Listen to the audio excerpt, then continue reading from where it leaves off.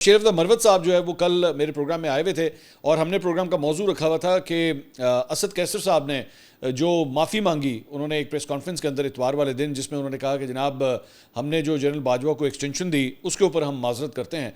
तो उसी टॉपिक को लेके हमने सवाल किया कि जनाब क्या पाकिस्तान तहरीक इंसाफ जो है ये एक पॉलिसी डिसीजन है कि आइंदा कभी एक्सटेंशन नहीं देनी, क्योंकि असद कैसर साहब ने ये बात की थी। तो इसको हम लोग डिस्कस कर रहे थे। और क्या पाकिस्तान तहरीक इंसाफ अपनी दीगर गलतियों के ऊपर भी माफ़ी मांगेगी, जिसमें सबसे पहली बात जो है वो 9 मई सबसे बड़ा जो एक कांटा है सारे इस मामले में, वो तो 9 मई है। तो क्या 9 मई के ऊपर भी माफ़ी मांगेगी या नहीं मांगेगी? तो शेरफ मरवत साहब ने इस दौरान एक कमेंट किया। उन्होंने कहा कि जी मुझे ऐसे इस आसार दिखाई दे रहे हैं कि तहरीक इंसाफ और मुस्लिम लीग दोनों आर्मी चीफ को एक्सटेंशन देने के लिए रजामंद हैं, इसलिए एडवांस में उनको मुबारक हो।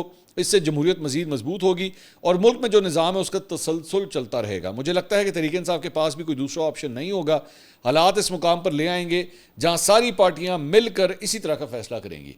तो तसलसल की बात की है उन्होंने शेरफ मरवत साहब ने, और फैसल वाडा साहब ने भी पिछले दिनों जो है वो बिल्कुल इसी तरह का एक बयान दिया था और उन्होंने कहा था कि आर्मी चीफ का जो है ये सिलसिला तसलसल जो है वो इसी तरह ही जारी रहेगा।